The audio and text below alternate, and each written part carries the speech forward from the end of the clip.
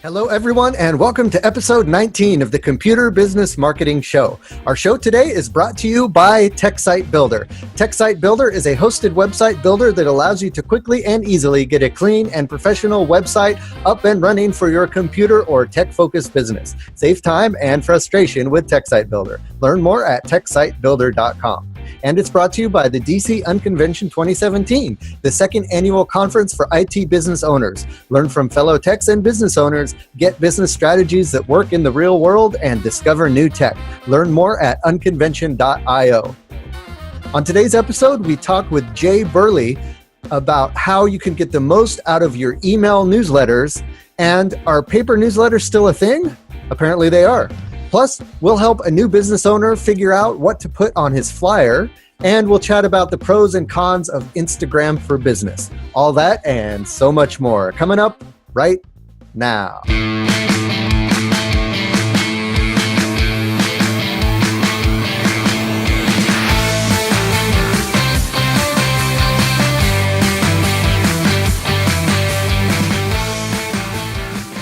Hello, everyone, and welcome to the Computer Business Marketing Show. If you own or work in an IT services business, this is the place to learn how to get more clients, keep them happy, and grow your revenue. You can watch, download, and or subscribe to all show episodes at computerbusinessmarketing.com. You can also catch our live stream on Facebook every Thursday at 7 p.m. Eastern. Just be sure to like the TechSite Builder Facebook page, then click the following tab and choose See First so that the live stream will jump to the top of your feed. All right, guys, the topic today is going to be a fun one. We have Jay Burley here, who's going to, he is the owner of IT Guaranteed, which is a software development firm. But before he got into software development, he was actually an owner of a computer repair and computer consulting business, like most of us who are listening to this. We had him on as a guest previously on the Computer Business podcast. So it's good to have him back on the Computer Business Marketing Show to talk marketing. And the topic we're going to talk about is newsletters, the two sides to newsletters. We're going to be talking about, the modern email newsletters that we've all come to know and either love or hate. I think we all have kind of a love-hate relationship with the newsletters these days. And then we're also going to talk about the old school physical paper newsletters and why those might still be relevant and kind of the pros and cons to both of those approaches. Should you do both? Should you do one or the other? We're going to kind of dig into all of that, and we're going to have fun with that. Before we dig into the featured topic, as always, I like to hop on over to the Computer Business Marketing Facebook page and see what the community has been talking about. I'm going to kind of follow the same theme that we're following in the topic for today's episode with the Facebook group as well, because there were a couple different posts that people were posting in the Facebook group that kind of speak to the same kind of dichotomy of the physical marketing versus the online marketing. So the first post we have from the Computer Business Marketing Facebook group was from Cristobal. And he was asking, it looks like he's kind of a new business owner, and this is what he posted. He said, "I've been trying to see what would work best as a new business owner. The issue I'm having is, should I have a flyer for each service offer or just put them on paper like a menu item type of thing? I have been going back and forth with listing prices or not. How can something so simple be so difficult? If any of you guys, gals have suggestions or templates, because I really am stuck and want to make an investment in something that will be worth it. Thanks for any help." So basically, Cristobal's asking about, he wants to have the paper flyers to hand out, and that's a great way to get started, I think, when you're first starting a computer business.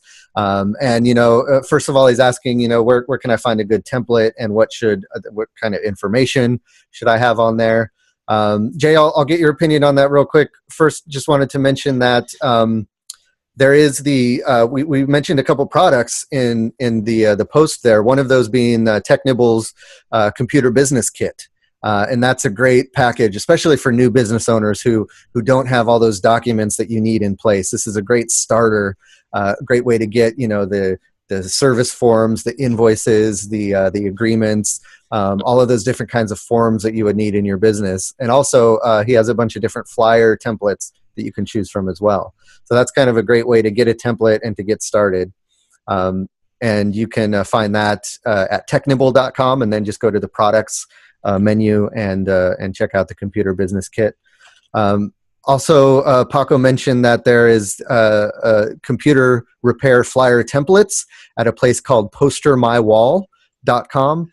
And so those are some great templates that you can use to kind of get inspired. And they're very well designed and very slick looking. So that's kind of a great place to get started with that as well. And I'll post the links to both of those resources in the show notes. So if you guys are interested in checking those out, head on over to the show notes page, and you can see those resources there. Jay, what advice would you give to this fella? He's kind of asking about what information should go on a flyer. Should he have different flyers for different services? What are your thoughts on that? Depends on his market, where he wants to target it, and I'd probably definitely consider a different flyer, residential versus business. But you might want to target that each one, and you might want to go with a general menu. I'd be thinking the menu for each one, but it depends on how variable the services being offered are, and whether you might want to leave yourself some room for branding so that someone gets to know your business. So you might do a couple of, let's say, for example, you're just going to, and how you're going to distribute the flyer. So if you're going to letterbox it by hand, you might want to go around a neighbourhood once and distribute perhaps a general flyer, and then maybe a few weeks next month, give us a measure how that went, distribute in the same area another flyer about maybe some training services or some other services that you want to provide. And that's going to not just get your name out there for one service, but increase your branding, and people will become aware that you're an expert in that area. Yeah, I think that's great advice, and you know, I'm a big fan of a single call to action, and that works on websites, and I think that also works in print. If you have a flyer, you know, focus on one kind of service offering, and that could be, you know, computer repair. It could be something broad like computer repair, or it can be something very focused like training or a specific type of repair like cracked iPhone screen or something. And then, like you said, you know, cycle through different ones, test out what works and what doesn't. Because I find if I receive a flyer in the mail with just a load of different services, I kind of just get overwhelmed and throw it in the trash. It's too much for me to think about. Too many decisions. Too many decisions. So, I mean, of course, the most important thing is a big fat phone number and a big fat, you know, URL to your website. Because that way, you know, if someone does see, oh, computer repair, I need that right now, let me give you a call. They have that information handy, because you'd be surprised how often I see flyers where the phone number is an afterthought, and you have to go hunting for it, which is kind of defeats the purpose. Yeah, absolutely. Yeah, the flyer, email address, text, have all your contact information. I think another trap a lot of people get into is they might be so used to whether they're millennials, they might be so used to texting that they only put, you know, text me on or whatever, but have lots of methods of contact, because it's not your preferred method you want, it's your clients, your customers' preferred method. You want to capture them. Exactly. And you know, QR codes were big for a while. I'm not sure those are very too relevant these days. It was kind of a fad, I think. I don't know, but hey, yeah, beta VHS and all the rest. Yeah. Cool. So those, hopefully that helps you out, Cristobal, and our answers here and the answers in the Facebook group were kind of point you in the right direction. Another post I wanted to highlight was I shared an article about Instagram and why you should consider having an Instagram business account. So recently, within the last year or so, I think Instagram made available like actual business profiles. So you can have your personal profile, but you can also have a profile for your business. And it's not something I've checked out, but it's something that I've seen, you know, pictures of, and it gives you, you know, the kind of analytics that you would expect from a business account. You can also have your personal account and your business account together, so you can go back and forth between the two. But the article that I shared was basically kind of the pros and cons about why you should consider using an Instagram business profile. And, we got some reactions in the comments about folks who are using Instagram Business, some who aren't. Jason mentioned that he only posts things related to community involvement, like what you're about, the projects they're working on, and to show the personal side of the business. And I think that's a great use case for Instagram, which is, very image focused. So kind of like behind the scenes look at the shop, or some more personal photos of even maybe you hanging out on your time off. A lot of folks like to see the businesses they deal with are real human beings, and that they can relate to some of the things you're up to. So if you're comfortable with doing that, that's an option. Patrick Palmer mentioned that he only uses his Instagram profile for his celebrity photo album. He's big into taking pictures with celebrities, and that's kind of a thing he has going, and he's got a whole Facebook page devoted to it and stuff. So he views his work, the work that he does with his clients, as confidential, so he doesn't like sharing those behind the scenes looks at what he's working at. And that's a legitimate point of view as well. But I think it's something to explore, especially if you're definitely consumer. I think Instagram is more consumer oriented, not very B2B friendly these days. But if you're focused on consumers, especially like the fixing cracked screens. I mean, I can just imagine someone who cracked their screen is scrolling through Instagram, and they see your ad for fixing a cracked screen or your post about that. I mean, there's no better way to connect with someone in the moment than that. So that's something to think about. Is that something you've explored at all, Jay? Oh, look, I am definitely not the person to ask about social media. I'm really only on Facebook because of groups that you run and other, I think, IT bug groups. Mm-hmm. I have a bit of a look at Google+, probably LinkedIn. I'm still experimenting. Instagram, all I know about it is for pictures, and I can't see that working. People interested in screenshots of screens that I've developed, or maybe what right. I consider to be a great GUI user interface. I just can't see it. But I really love your example that you just drew a picture of in my mind of a cracked screen. I think that's a ripper.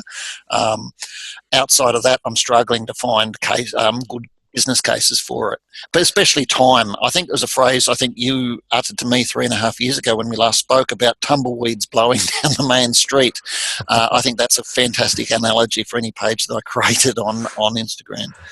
Right. Yeah. And it's, it with any social media, it's really, you got to think about where your audience is and go where they are. So, your audience would probably be more likely on LinkedIn or something like that. As far as social media. And again, maybe even social media might not even be something that works for your business if you're more, the kind of person-to-person interaction or going to networking events or something like that. That's the cool thing about all of this stuff is you find what works for you and you stick with it, and everything else, hey, you don't need... And you keep on testing. You don't give up. You don't sit still. I once talked to a jewelry store owner who's in Launceston, if you like. They've got the central main corner on the main business corner in town. And basically their comment was, hey, change your window display, regularly. Those businesses that are doing poorly are the ones who've always got the same display. I think it's the same thing with our business, with our web pages, with how we approach marketing in general. Great advice. Yep. So, all that stuff's going on in the Computer Business Marketing Facebook group. Head on over to Facebook, search for Computer Business Marketing. You'll find us there, and then request to join. We have a couple very easy questions. We just ask, what's your business, and how'd you hear about the group? You can say the podcast or whatever.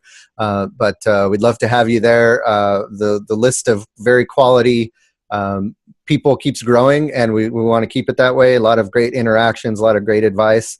So we'd love to have you there in the Computer Business Marketing group. All right, before we jump into the featured topic today, just want to give a shout out to our first sponsor, and that is the Unconvention. The Unconvention is only weeks away, less than 3 weeks, I believe, away. The Unconvention is the event of the year for IT business owners. It's going to be held here in the Washington, D.C. area, about 30 minutes down the road from where I am. and we're really excited about it. We've got everything planned. We're just putting the finishing touches on it. It's being put together by Corey Fruitman of Instant House Call and myself. And then our sponsor for the event is Malwarebytes. This is the second year that they're sponsoring the Unconvention, and we're happy to have them. Malwarebytes is going to be at the Unconvention talking about their tech tool set for techs. So it's basically a bunch of different computer repair tools that are rolled into the whole Malwarebytes experience. Last year, Malwarebytes came to the Unconvention and kind of asked the group, what can we do to serve you better? How can we help the community? We really want to be a part of the computer repair and IT business owner community. And so we gave them a lot of feedback. And that's the cool thing about the Unconvention is it's a very unfiltered, very informal gathering of all of us, including the vendors, to talk about, the issues that you might be having with their particular products or any, anything that you want to get off your chest. It's a perfect time to do that. So they took our feedback and they rolled it all into this new tech tool set that they're offering. And they're going to be highlighting a lot of that stuff at this year's Unconvention. But aside from that, we also have lots of interesting sessions. We have Brian Best of Best Macs, who's going to be talking about his journey of growing his business from break-fix computer repair, specifically Apple Mac repair, into a retail shop, into an MSP, and then finally selling that off, and then starting a product business. So he's kind of gone through all the different iterations of a computer business that you can think of, and he's learned lots of lessons. He's going to be talking about lots of stories he has. So that's going to be almost worth the price of admission on its own. But we got a lot of other things. We've got the Pod Note, which is going to be all of us podcasters going to get together and kick off the convention talking about the one topic, and that is how to convey value to your clients. So to your clients, is it hard for you to raise prices? Or if you try to charge a certain amount, do you have pushback from your clients? That can come from not properly conveying the value of your services. So we're going to talk about how to convey value in marketing, how to convey value when you're visiting and interacting with your clients, and how to convey value with certain specific types of services like compliance and networking and those types of things. So that's the Pod Note. We also have another session of working groups where we're going to get together in small groups and hash out the problems that we're all having in our businesses around a certain topic, whether it's pricing, marketing, or productivity. So if you're struggling with keeping productive throughout the day, you can go to the productivity working group and talk about what you're struggling with, and then talk about you each can talk about some of the things that have worked for you. And then as a group, you come together and come up with solutions to your problems, and then come to the group as a whole, and we all get together as a big group, and then each working group talks about the solutions they found for the problems. So it's a great way to kind of mastermind through some different issues you're having with like-minded folks, and then come together as a big group and learn from each other. And that's all on day one, and that's on Saturday. We still have Sunday where we're going to have labs, hands-on labs around different technologies and how to do different things like SEO or network diagnostics or repair tools. And we'll also have Malwarebytes giving a lab and a walkthrough of their own products as well. And then we end the day Sunday with a community Ask Me Anything, an AMA, where we talk about the best tools for the job. And then that's your chance to pick all of our brains, and we'll kind of just have a conversation back and forth and help each other out with pressing issues. Plenty of time to network, plenty of time to eat all the good food that we're going to have provided for you, and plenty of time to enjoy Washington, D.C. So this is all happening September 16th and 17th. There are tickets still available, but grab them quick because they're going to be going quick. And also it's going to be tough to get a hotel room so close to the event. So if you've been thinking about going or you're planning on going, definitely do it now. Head on over to unconvention.io. And when you check out, use the coupon code TSB to get $40 off your ticket to the Unconvention. We'll see you there in Washington, D.C. All right, so let's jump into the featured topic. And the featured topic today is all about newsletters, both physical newsletters and email newsletters. And we have our guest, Jay Burley, on to talk about that. Jay Burley, remind me where you're joining us from. I'm in Launceston, Tasmania, Australia, and Tasmania is the little island down under, down under. We're an island state of around 600,000 people. We're first day of spring here, so we've still got cold. I've also managed to the first day of hay fever, so that's a great reminder too. I guess you've got what, autumn or fall over there. We're ending summer. Summer's kind of winding down right now, and it's still pretty warm. But yeah, we'll be getting fall here in about a month or so. So that's great. I love having folks from all over the world. You know, most folks know Tasmania from like the Tasmanian Devil from the Looney Tunes cartoons, and the real life Tasmanian Devil that I've seen, you know, on some nature documentaries and stuff. And that's about all I know. So it's great to know someone who actually lives there, and that there's a, you know, vibrant community over there. And we love having you on to talk tech and talk business. So there is Bryce from Tech Nibble. He's, I think, in Melbourne, which is just directly north of us, just across the water. How far is the trip if you wanted to go to Melbourne? By plane, 50 minutes. Not bad. Cool. Up and down. It's definitely on my bucket list to head over to Australia at one point. I love the folks there. You know, have a few friends like you and Bryce who are over there, you know, the nature and everything is just so different from everywhere else, right? You've got all the you know, the marsupials and all the wide open spaces and stuff, and lots of different things that can kill you. So I hear. So I'd love to check that out. That's definitely on the bucket list.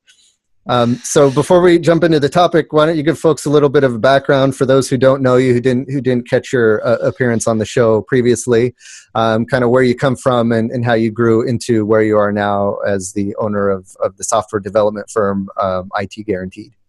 Well, I keep coming back to when I started, which I call the golden time of computers. I started a business 1st July 1995, a different business name and a different business focus. Back then, I was primarily consultancy, assistance, training.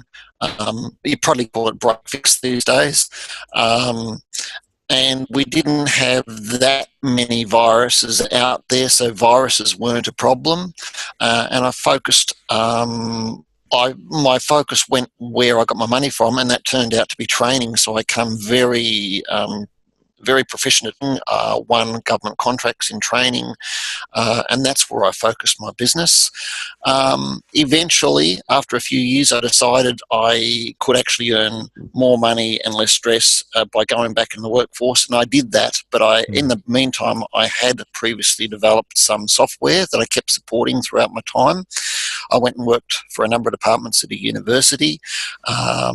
And I managed not to get too IT department centric or get institutionalized, and I maintained my customer focus and my client service attitude.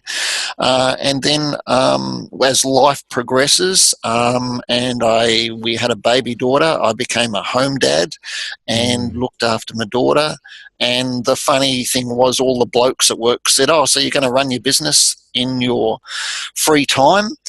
And all the ladies at work said, "Do you really think you know what you're doing?" Because the workload was quite intense, and it was seriously, I couldn't really do anything from the business in the first few years, and then, you know, it might have been half an hour here, half an hour there, and it was really when she got back to school that I decided to go with a software development business. And then I was looking at because programming was my first love, so then I was looking at developing. I was still programming and focusing on the old style, which was a one-off license and they use it forever. And then one of my clients turned around and said, "Hey, look, it'd work better for us if you had some skin in the game," and said, "How about an annual fee?" And so now I've completely switched around and I'm totally annual fee. basis, and as a result, I just work about 10 or 15 hours a week. The money rolls in regardless, because it's not dependent on the hours I work, as long as I'm there to support the product when they need it. The clients remain happy and stay paying the annual subscriptions every year. So that works for me and allows me to do life choices that I want to do. So that's what I'm doing now, and mainly I spend my time playing with marketing and research different ways in which I can market my business in that way. Excellent. Yeah, that's great. That's something I found also with Tech Site Builder, is that's kind of the same sort of idea where, folks pay either monthly recurring or annually recurring. And my job is to keep the platform, stable and secure, and add, features that people are wanting. But as far as like my day-to-day work, I don't have to focus, a lot of hours on that. And that's it. That's a great place to be. And I encourage everyone to kind of look for opportunities to have those kinds of services, even in your break fix business, managed services type of things where you're monitoring PCs, doing kind of the proactive repair, and just keeping an eye on things, keeping things updated so that the computers don't ever break down, and you just, I wouldn't say don't ever break down, but they don't have less of a chance of breaking down, and you're just, you're keeping an eye on things, but your hands aren't getting dirty with fixing computers every day. It is great, because then, you can work whatever hours you want. You can, take a Monday off and go out, doing something if you want. And it's really kind of a freeing type of business to be in. So let's get into the topic, which is newsletters. Let's start the conversation with, probably something that a lot of us are familiar with, and that's the email newsletter. I know it's something that I've had a lot of experience with in all of the different projects I run. I make sure to basically start off. I've learned this over time, but now I know that if I start a new project or I start a new product or something, collecting those emails is kind of the first thing you want to do. Before anything else, to not only gauge interest, you can also get people's feedback on if it's a new service or something like that. You can start to get their feedback on what you're going to be offering. I like to be very open about these things, so I like to say, hey, these are the features I'm planning on releasing. What do you guys think about it? And really kind of help let your newsletter or email list guide you through the process. Then once you have a service, then you can start sending out regular newsletters. This is something I did with Your Friendly Neighborhood Computer Guy. And that was kind of a blog/newsletter that I would send out with tips for computer business owners. That was the most consistent I've ever been with a newsletter. I do have a newsletter that I send out every now and then to my web development clients as well. And then I'm getting ready to launch here in the next month or so a computer business marketing newsletter that's going to be tied in with this podcast and the Facebook group. So it's a great way to pull people into your world and to keep clients and potential clients up on your brand and stuff like that. But it does, it requires that you do some work to gather those emails, and that can be tricky.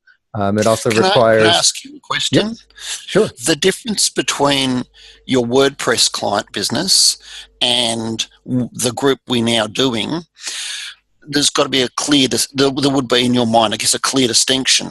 And how you gather the email addresses would be different for both. And I don't want your numbers or anything, but they must be much harder to grab for your WordPress clients. Yes, it is.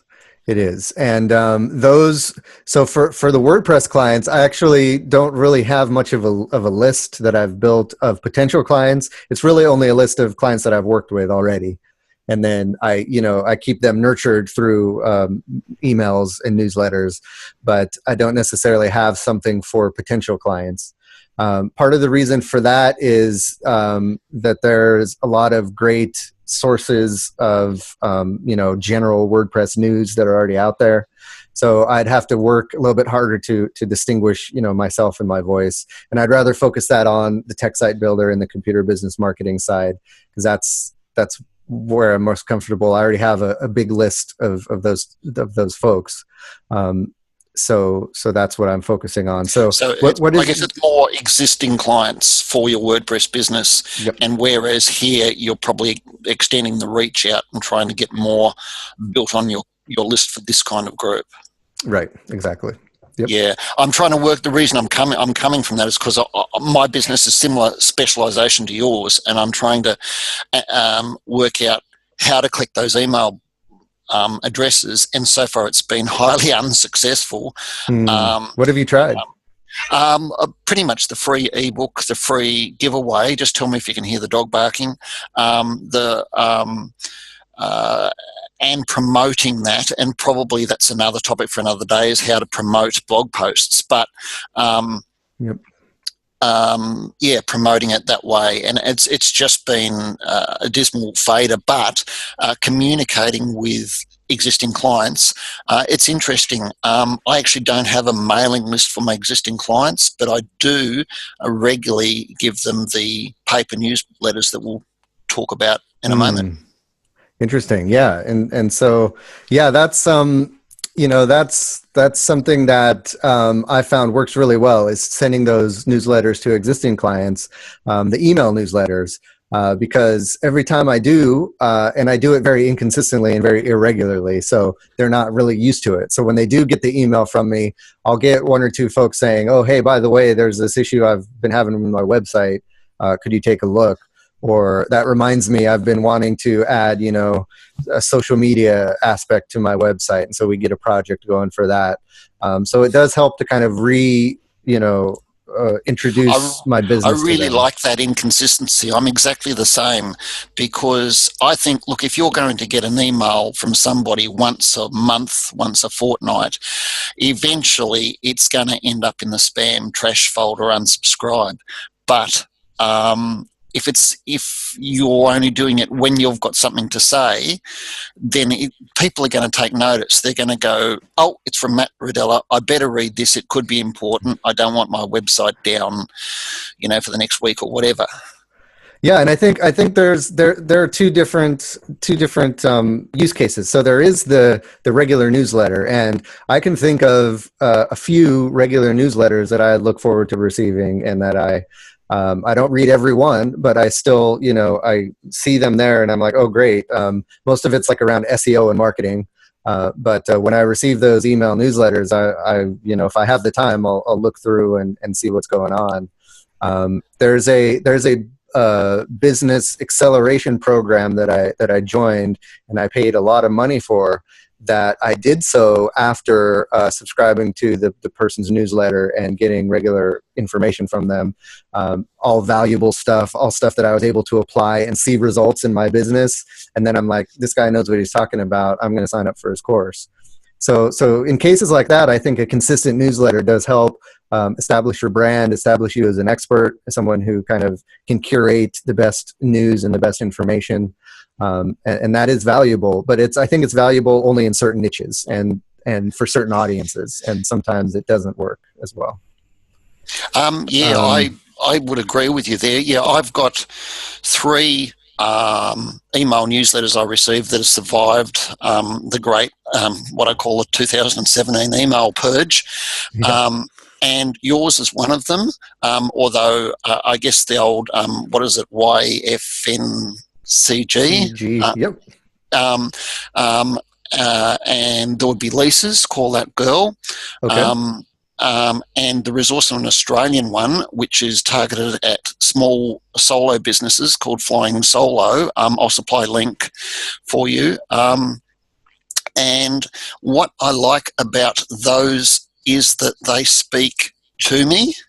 It's the voice they use. The content, it's generally that they apply, the things in there apply to me. So that's a good point. And I think this is something great for folks who haven't gotten traction with a newsletter yet, is consider focusing on a specific industry in your newsletters. So I'm a big proponent of, of narrowing down your service offerings to a specific either service niche or client niche, or even both. I think it helps with newsletters as well, because you said, the newsletter speaks to you because it's talking about, struggles that IT owners are facing. So in the same regards, if you work with or want to work with, for example, lawyers, law firms, you want to do IT for law firms, and you've done it before and you're really good at it and you know the ins and outs of it, create a newsletter for IT issues for lawyers. There can be compliance issues or different websites that they might be interested in, or network security things that they should be thinking about, and focus on that niche, so that when they receive that newsletter, it's not just some generic computer repair newsletter. It's a law firm IT newsletter that they can really find useful. And I think that might be a way to gain some traction with newsletters. And you can even have a few, one for IT, or one for law firms, one for dentist offices, and one for something else, the clients that you work well with. Focus on them. Yeah, the other good thing about some of those things, the 3 newsletters that I liked, is that the purpose of them is to inform, not to sell. The buying comes later. It's an afterthought. And they are helpful. And with those 3 things, it's speaking to me as well. They're the ones that stay. They're the ones that get read the same day they arrive, but they will get read. Yeah, you don't have to hit your readers over the head with your services and your service offerings and sales. People are smart enough that they got on your newsletter in the first place, meaning they found you somehow, so they know the services you provide. So instead, give them value, keep them coming back, and it's great. Most of the time, you want to have the call to action on your newsletter leading back to your website. So then they end up landing on your website, and that's where they can be reminded of your services or see what you're offering. But yeah, the newsletter, I say, every now and then, if you have like a super special deal or a new service or something like that, throw it in there. But most of the time, just stick to value. Okay, so we've covered the pros of the email newsletter. Now, how about I get a little bit nasty and we talk about some of the cons? Yes. Okay, open rates. You do all that effort, all that work, and your open rates are, what are we talking, 3%, 6%? You're probably way higher than that. Yeah, and so I think that goes back to the focus. So you can get folks to read your newsletter by focusing it more on their specific industry or their specific needs. Because with YFNCG, we were getting open rates between 25 and 30%. So that's really good, and that's because those newsletters were speaking to the people. They were looking forward to them. They had lots of value, so it's just it can be. And and that's the kind of open rate I would get with a newsletter for my web design business, because I don't have a focus with my web design business. It's basically just people I know and referrals. If they have a WordPress website or if they want a new website, people refer them to me, and that's how I get clients. I don't really advertise that business, and I haven't found my niche or my toehold in that world yet. So it's a lot more difficult. 30% open rate's pretty impressive, though. That's like hitting the equivalent of hitting your market with a sniper scope, because I've heard of open rates that are much, much lower, single-digit open rates, and they're jumping for joy when they get like a 9% one. So you're doing really well. But coming back to, I'm just going to play the devil's advocate for a moment. I want you to imagine your average tech. They're not, usually your average tech isn't the greatest people person that you can think of. They're not the person with the most outgoing personality. And for me, I think that marketing that you can do with a keyboard is perfect for the tech who doesn't want to talk to people. Yep. You show up, oh yeah, I know you. Aren't you the guy who sends me those email newsletters every month? I must read them one day. Right. So I guess that's where I'm coming from in one respect in terms of email marketing. I know it's much more affordable, and it's instant. Yeah, I think it should always be a supplement to everything else you're doing. I would never put all my eggs in a newsletter, all my eggs in the one basket of a newsletter. But I think it's all of these different marketing things you do, they add up and they go on top of each other. So you do the in-person networking, and then you hit those same people with the newsletters, and you hit those same people with the mailing postcards, and maybe even you ring them up on the phone every now and then and say, hey, how's your computer's working out, and all of these things add up to be that guy that is really good with computers, because I see him in my email, I see him in person, I see him here, I see him there, and then that just kind of builds up. But yeah, if you focus spot on there. Yeah, if you focus too much on the newsletter, you can get discouraged because you might not be seeing those click-through rates or those open rates that you would hope. That's right. In fact, one of the marketing podcasts I listened to set out a challenge that we call three people a day, but unfortunately with my prospects, that's not going to happen. But what I can do is I can get on the phone and I can talk to one of my clients a day that I haven't heard from in a while, and that can certainly string that out over the year, and that will keep me in touch, and who knows what magic can happen from there. I really need to do that myself. I think that's a great strategy. And it's, you get a lot more feedback from someone when you're talking to them in person rather than through email or through any other kind of online channel, because people can easily ignore you or easily put it off or easily, craft the perfect answer to your question that, is hiding what they really think. But if you're talking to them on the phone, they got to come up with an answer to your questions off the cuff. And usually you hear, more of exactly what they're thinking, and you get more of an idea of how they're feeling about certain things. Exactly right. Shall we tackle the paper side of the newsletters now? Yeah, so this is something I'll kind of hand over to you, because it's not something I've tried, but I know that you had a lot of success with it early on, and it's something that you still do. So why don't you kind of talk us through what you're doing with the paper newsletters these days? Well, I'll have a chat about, where I come from when I first started my business, is that I got a column in the local paper. I was very lucky, and that paper went out to, I think they had over 100,000 readership every week, so it was the Sunday column.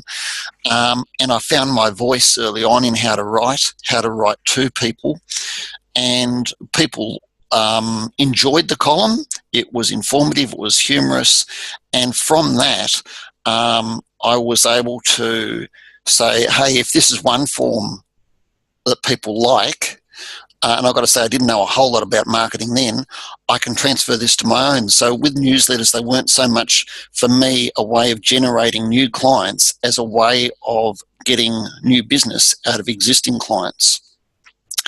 So if I cover what I believe are the pros, and feel free to challenge me on any point I bring up, the one thing I like about a paper newsletter is that I believe it gets read, and it gets read by more than one person. For example, it can be left on the kitchen table, and the whole house can read it. So hopefully it's informative, it's entertaining, it's knowledgeable. And that again demonstrates that you're an expert in your subject, so that they think, I've got this subject, I've got computers, I've got repair, I need this person to contact me. It's the same with a business. If you distribute one or two or three to a business, even a small business, they might get left in the coffee room or wherever, and everyone will read it. And when they've got a problem, fingers crossed, you'll be the one they contact.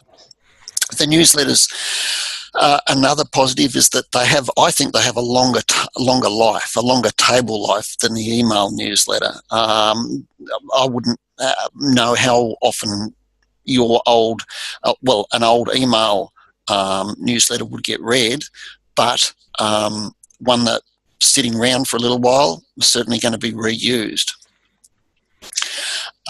Another way of distributing a newsletter, if you were to do it by post, is that people love lumpy parcels. Have you ever heard about this method of marketing? Yes. So you could put your newsletter in an envelope. You could obviously hand deliver it or deliver it, but this is more target marketed. If you had a particular business or firm that you wanted business with, send them something lumpy, because everybody loves opening something lumpy. What's in it? It's a surprise, and it's also a way to get past what some people in marketing call the Doberman. That is the person that guards the person you're trying to talk to, the person. So if you can keep that person happy, you might get past them and onto the person that you want to market to.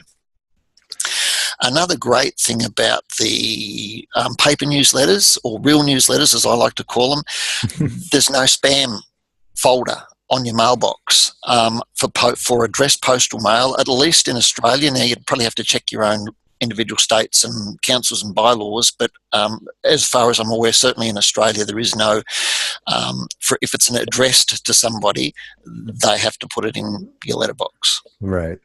Yeah, so they will actually, physically touch it at some point. Of course, they could just throw it in the trash right away. That's kind of like putting in the spam box, but at least they'll get it, right? It'll not get blocked from reaching them initially. That's true. And provided, as you say, as we've really covered already in the email newsletters, if you've got the content, if you've targeted it, and if it's focused, they won't be throwing it. I hope that's the fingers crossed, isn't it? Right. Another way you can use them is you can use them like a glorified business card. For example, you meet somebody, shake their hands. Instead of giving them a business card, you could give them a newsletter and say, hey, look, this is my latest newsletter. Have a read in your spare time. It's all about what I do and some tips on such and such. And then that might be a conversation starter for you. Just picking up one off the hand. This is going to work great for video. But this is actually one I did.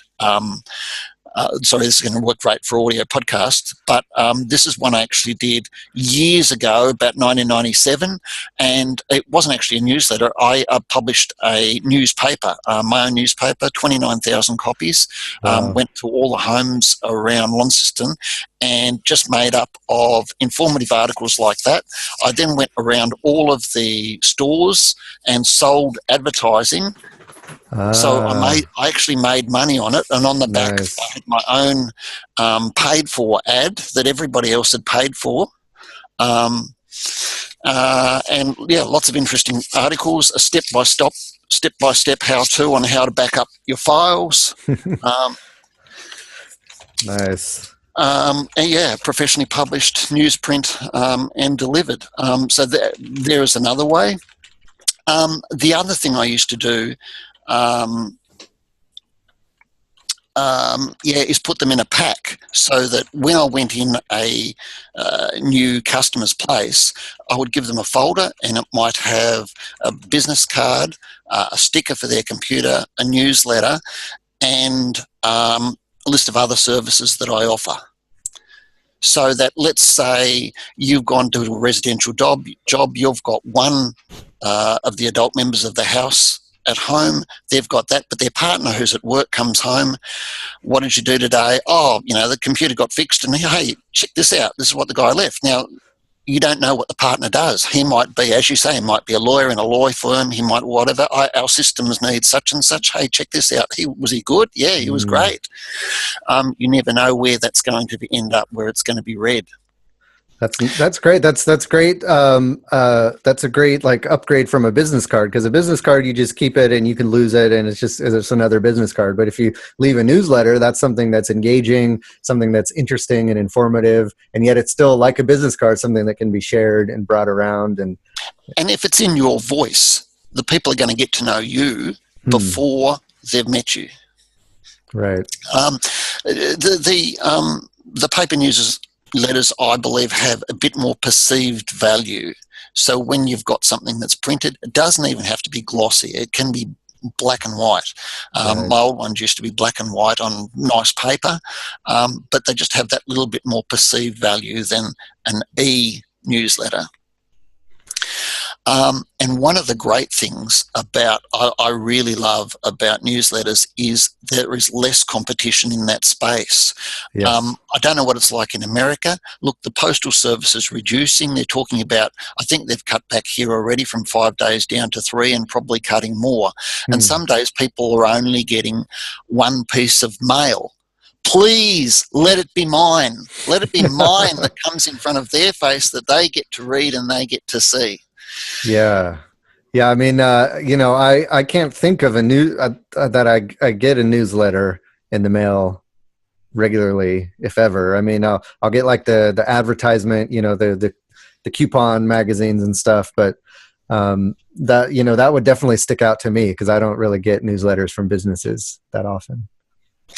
Yeah, look, again, it could be going to have to be targeted, but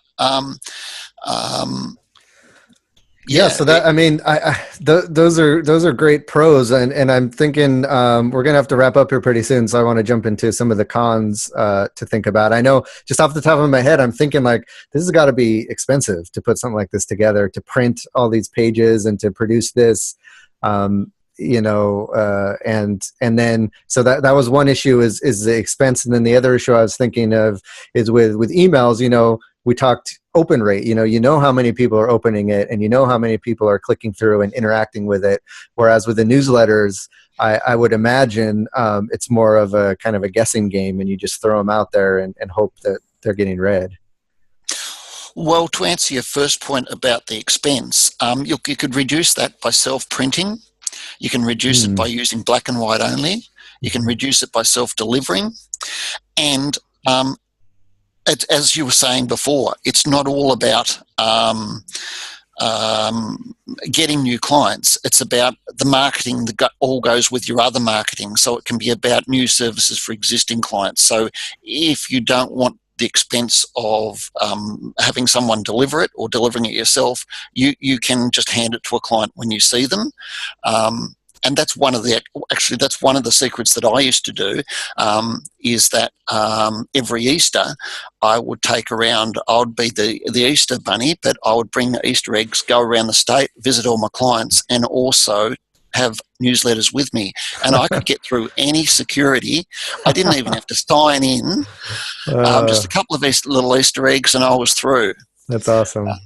And that was just a great little technique for handing out the newsletters and revisiting clients, shaking hands, talking to people, and occasionally new businesses.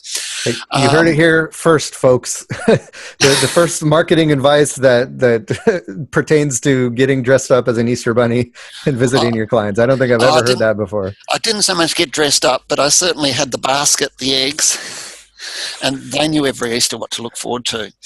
The other point, the other negative I had was some might consider it bad for the environment, but you can use recycled paper and encourage recycling once it's done. You mentioned tracking. You can always put your offer on, your call to action should be there. So you can always mention, quote this reference code or this newsletter and receive X off, and then there you've got your tracking right there. Yep. Okay, you're not going to know your open rates or your red rates, but you will know your dollar rates that you come through. But ROI, look, to wrap up, I have got some tips for any kind of newsletter if you've got the time. Great, let's do it. First up, I would say stand out. Have a lead story. Have something that's topical. It shouldn't be about your business. Look, if you're always struggling, viruses are always good, particularly these days. Or you could try dispelling some common IT myths. Another tip, be bold. Have a viewpoint that's controversial, and back yourself. Spell out your arguments. People will remember you for longer if you've justified what you're saying. They might, even if it proves out that your opinion is wrong or incorrect later on, they're going to remember you, probably maybe not so much your opinion. Pictures say 1,000 words. get yourself an account with one of the stock images, maybe Shutterstock or Shutter Image, I'm not sure which one it is, and make use of their images. Try to limit your use of common stock pictures of people, because it stands out as such, and people recognize it immediately, and they know it's better off to have your photo on it than somebody else's. It's really sad when I visit websites a lot, and I'll actually see, the same exact stock photo show up on different websites. And I'm like, oh, come on, you can at least have dug a little deeper into the stock photo site to find something better. And to add on to the photos thing, something else to try in the newsletter is to, add more photos of yourself or your shop, especially if you have a storefront or something. Put those personal pictures in there as well, because that helps increase that connection to you. Yeah, absolutely. Also, the great thing about pictures say 1,000 words, and they can be enlarged to fill the page so that your words will actually fill exactly, or they can be reduced so that you get that important last sentence in that you want to make. Look, I would say that whatever they are, they don't have to be glossy. They don't have to be highfalutin. As long as it's something from you said in your voice, your tone. Your newsletter should be informative. It should tell somebody how to give somebody something for free, some information. Probably the most important thing I would say, and I've said it probably 3 or 4 times already in this interview, is just find your voice. Find your true voice and be genuine. When I write, I have a particular person in mind. It's an early client of mine, someone who is interested, someone who can follow logic, somebody who is not too far up the ladder of knowledge of computers, but also someone who's not right down the bottom. So I write exactly to that person for their interest. Yep. Be humorous, be funny, use slang expressions. It shows you're human. Look, in my very first newsletters I used to put out, I used to go into a lot of depth. And do you guys read Mad magazines? I know they originally came from America, but in the margins they have these little cartoons, and you end up reading a magazine and you turn it and you're looking at the magazine and think, I did that in my first newsletters, for the first 4 years, and they were brilliant. People just read them cover to cover and turned them and the little jokes would be little IT gags, little IT jokes, and little IT quotes like, the IBM guy who said there'd only be a market for 5 computers in the whole world ever. Things like that. I love that. I mean, that really gives that extra kind of little inside joke piece of information that people look forward to getting your newsletter. So you can have all the dry information, but if you have a little joke or a little quirky thing that you do every newsletter, it'll be that thing that people associate with you and they look forward to seeing each time. I love that. Yeah. Try and avoid dry. If you read it through and it's too dry, unless you're warning of dire consequences with the latest ransomware, try not to keep it dry. I think the last point I've got a few more. The other thing I would say is, look, avoid, I think Americans call it cussing, avoid cursing anywhere in social media. Be above that. One really important thing, never, ever, ever call it a newsletter. It can be an update. It can be something else. But here's my latest newsletter, Matt. Get excited about it. Yes. Yeah. Right. Whereas if I said, look, I've made a software program that's put people on the moon, or going to put, something that's real, that's going to make something stand out. Most importantly, don't forget a call to action.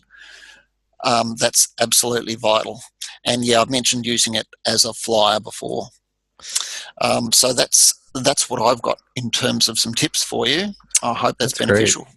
Yeah, that's a lot of great tips. A lot of stuff that I'm going to start doing. Like I want to find a way to apply that, the quirky joke or something into the newsletters, and also not calling it a newsletter, because I was thinking about calling the next thing that I create the Computer Business Marketing Newsletter, but I think now you've convinced me not to.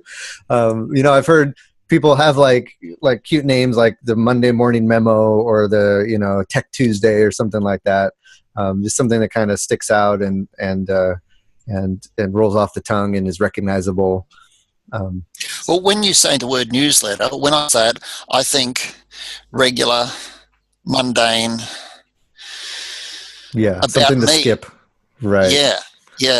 Do I really have to? But if it was at least an update, you don't even have to give it a name.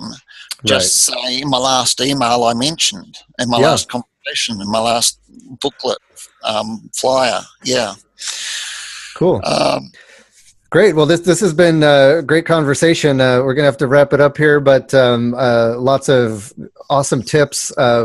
And we got some feedback in the chat as well about some folks who are going to try out some of the ideas we've been talking about. You know, Brian said he's going to try out the tailoring his newsletters to target a specific business niche. And then Mike said that he's going to start trying newsletters. I think maybe he's talking about the physical newsletters to see how they work. So it looks like we're getting some great feedback. So Jay, thanks for being a guest here.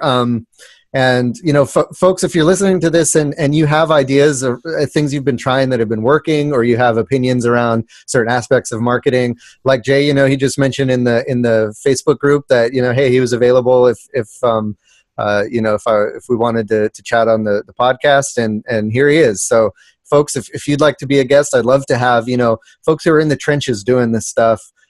Even if, you know, it's something that you feel like isn't working for you, we can kind of talk through that on the show and see what's not working for you, and maybe find a way to get it to work for you. Or maybe, you know, that's something other people can learn is might not be, you know, something that they would want to try because it doesn't work.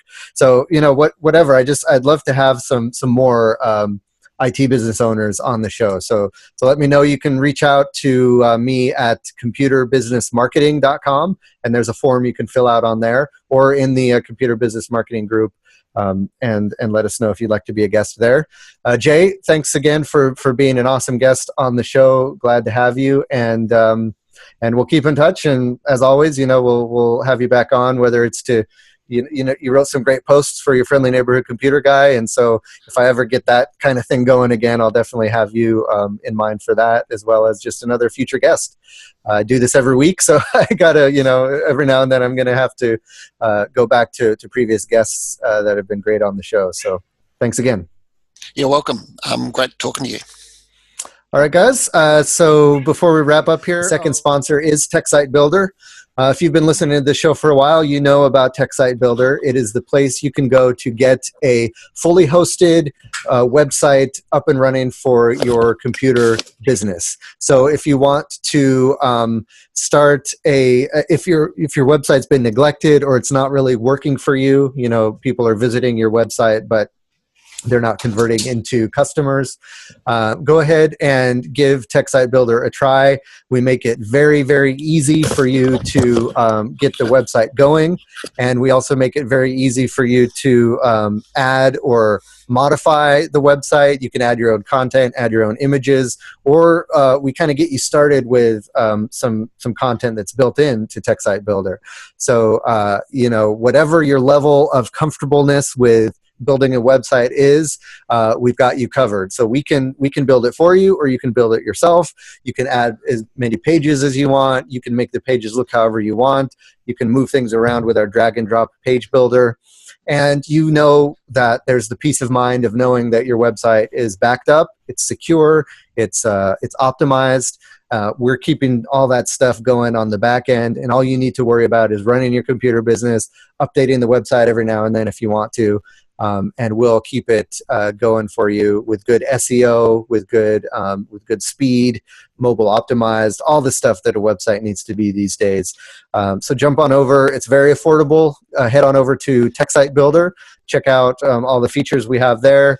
If you want to see an example of some TechSite Builder websites in the wild, just shoot me a message and I'll send you a list of some of my favorite TechSite Builder websites where folks have done some cool things with setting it up, so you can see what they look like.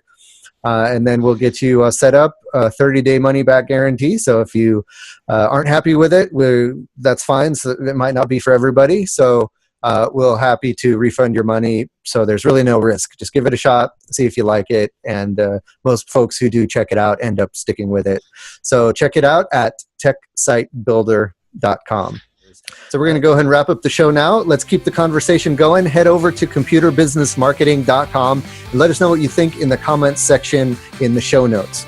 Also, don't forget you can send questions via email to mail@techsitebuilder.com and just say that you're contacting us about the podcast, or just visit computerbusinessmarketing.com. Leave a comment over there. We love to hear from you in the comments section.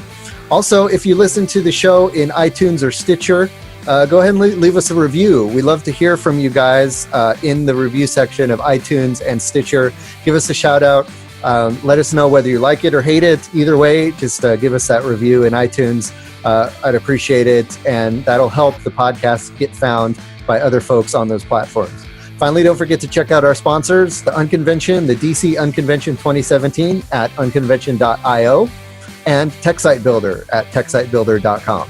Thanks again for checking out the Computer Business Marketing Show. This is Matthew Rodella saying, here's to your success.